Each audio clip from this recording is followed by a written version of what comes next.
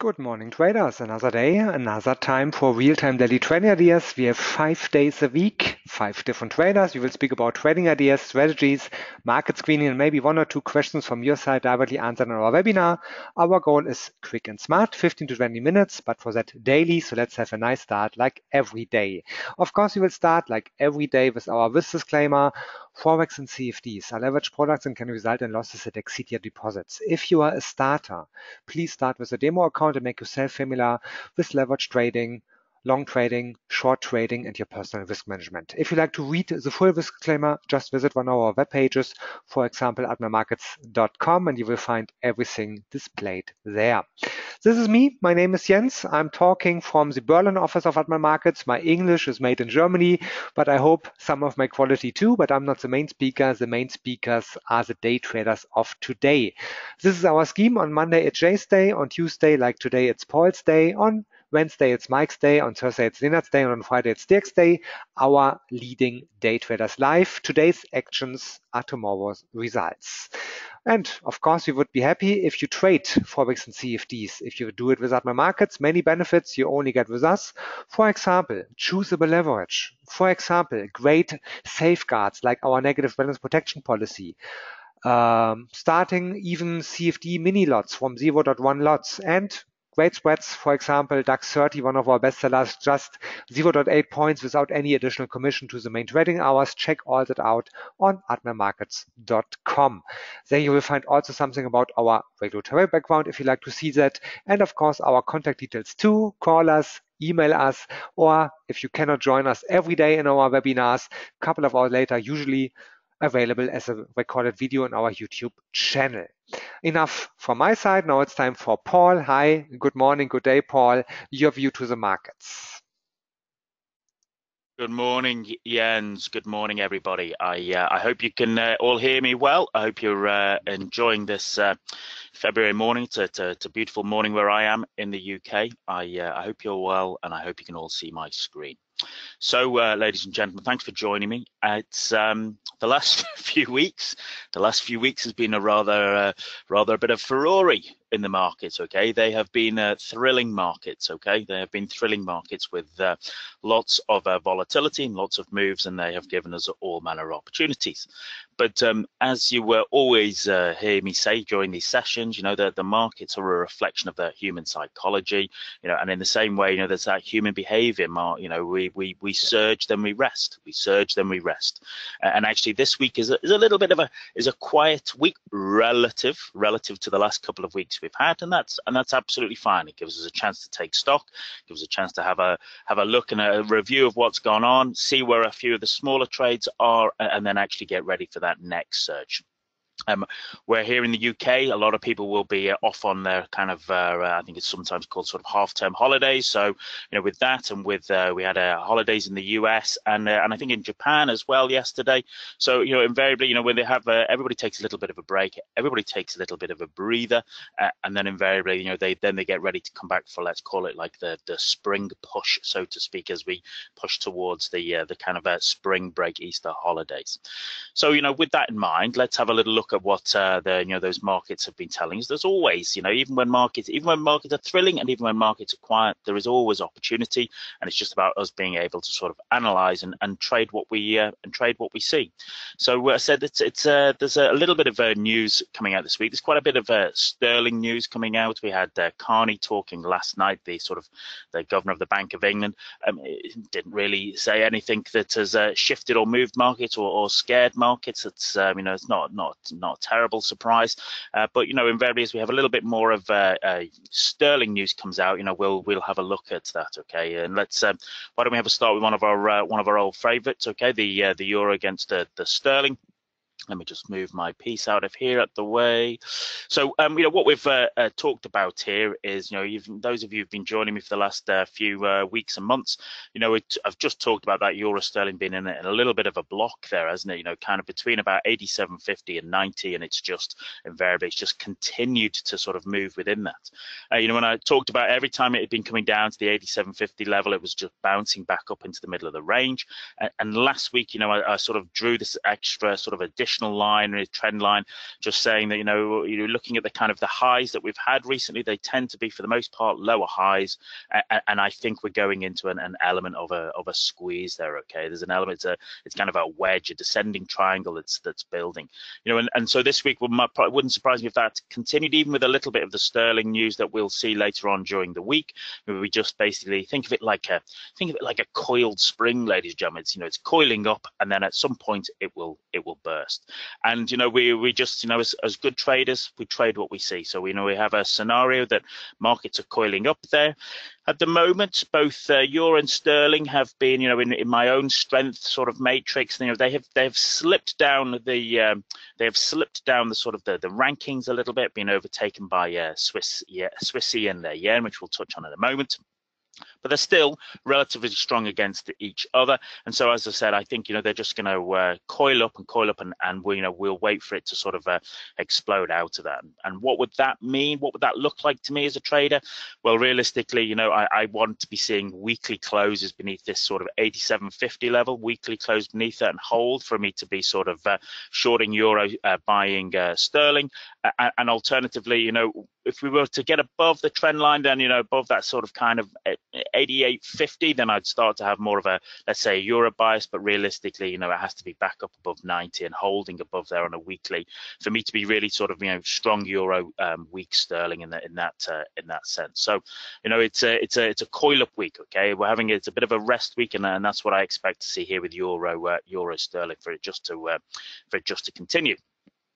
But let's have a look at a couple of the big boys. Okay, as always, start with a little bit of sort of a dollar index, because it's been so kind of volatile with lots of movements. Just look at that. That's the daily chart over the last month. Once again, I know that we have new traders who join us, so my charts are relatively simple.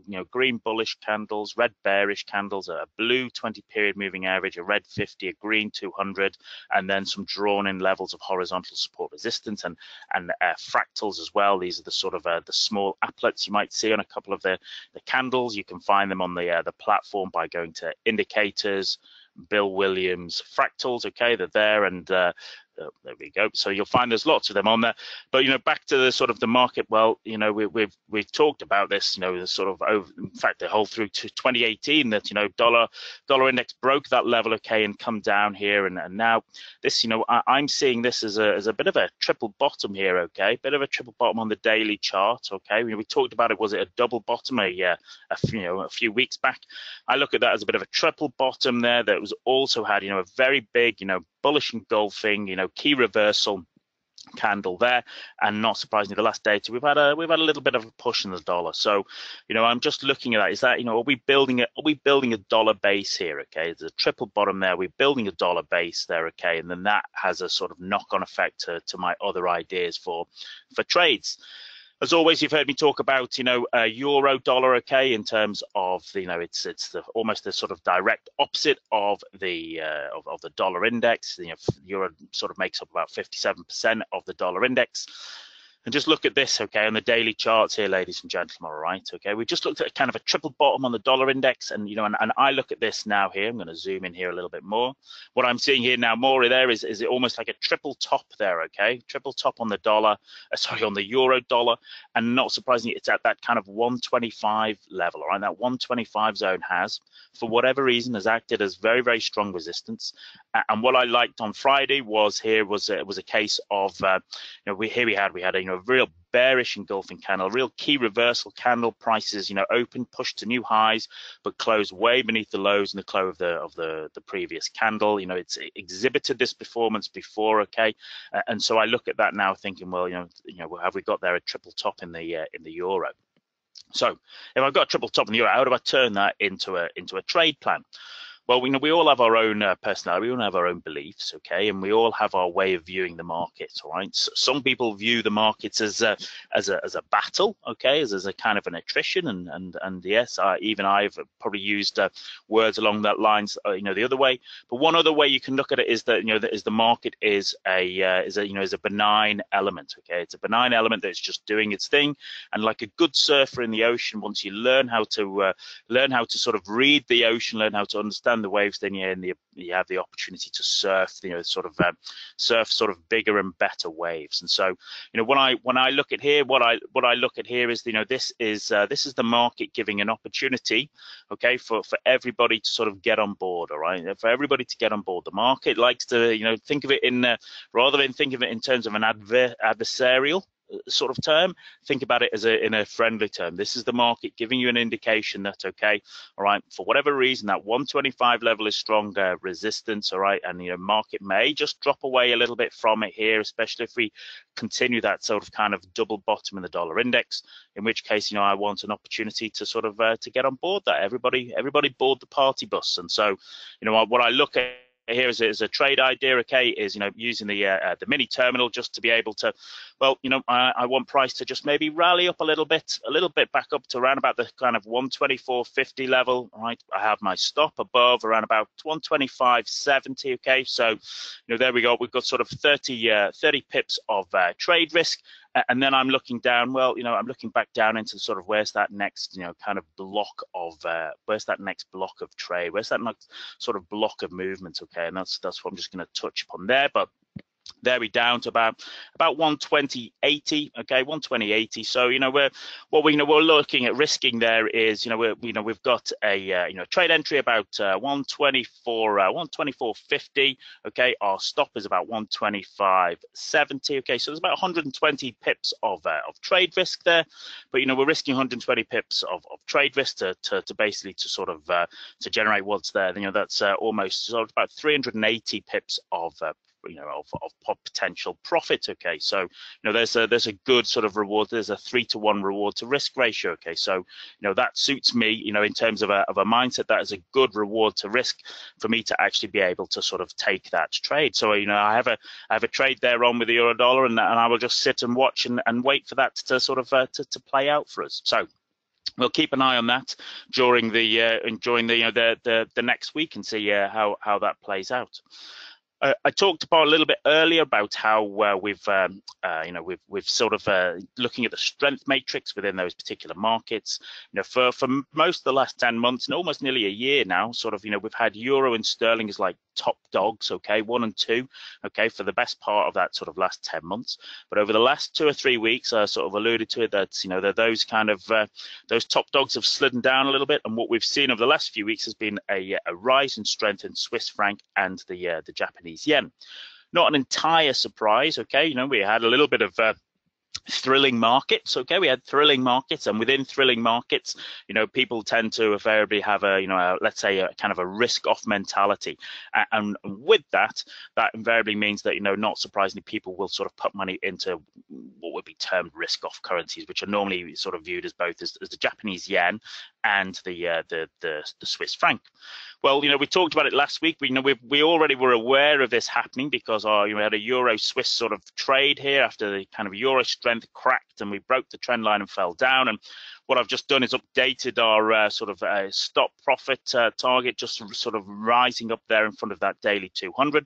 But that's still showing me that we have sort of euro weakness, Swiss franc strength. So I want to be a player of that. And then if I look at the next one, okay, euro against the yen. Euro against the yen, here we go. Weekly chart was sort of moving all the way up there. Okay, it broke that kind of 134.50 level. We talked about would it break and blow, and it pushed up, but then invariably the sort of the let's say the idea or the plan behind there got overwhelmed by recent events, and those recent events were invariably the sort of the kind of let's say the little blow off in markets and the effect that had. What I'm kind of interested in is when I go down to the sort of 4-hourly chart here, okay, we can see how we topped out and rolled over. But what I'm also kind of liking is that, we're seeing this sort of move down here, and I'm liking this kind of, having broken this kind of, what was a sort of, what was a supporting trend line. We now have kind of a nice sort of, excuse me, a resistance trend line here. You can see that every time it's got up to it, it's kind of bounced off away from it. We have a little bit of price action there at the moment. And so, what I realize is that, I still particularly, where possible, I want to be buying strength, okay, selling weakness. At the moment, Swiss franc is strong, the yen is strong, okay. And so, I want to be a buyer of yen. And so, there I can look at using that trend line to provide me with an opportunity for a trade idea to invariably just, have my sort of entry at the trend line. Okay, there around about 132.50. My stop, I'm just going to put my stop up above the 50 period moving average there, which is the red one on the 40. So there about entry about 132.50, stops about 132.90, 95. And then we can move further down in terms of our target. I'll just put that on there, and we can then zoom out a little bit. Okay, we can zoom out. Here we go, a little bit. So realistically, what I'll be looking at is invariably moving my kind of target down here, down towards these kind of more recent lows, around about 130, 125 zone there. Okay, so we have a trade on there that is invariably looking to sort of to work with the strength. Okay, the strength being the Japanese yen that we've seen over the last couple of weeks. So there's a few little ideas. There's always I sometimes we've shot through. We've had so much to go through the last couple of weeks that that we've looked at the with a lot of the work in the some of the indices. That gives us a chance to sort of update on looking at the euro pairs. And I notice there's a question there from Jonas saying we're looking at the euro pairs. Why not the dollar pairs? Well, that's it's very useful. What we're looking at is here we are in the European session, and invariably, what we look to do is that a great deal of our traders are trading euro dollar, euro sterling, okay, and a lot of the euro pairs or the sterling pairs. But even with the dollar pairs, if we notice, we always look at starting with, okay, what's the dollar index working with, Jonas? That's that is the you've heard me talk about it before. That's the kind of the big gorilla. Okay, it's the big gorilla. It's the big daddy, the big elephant in the room. You can term it however you wish.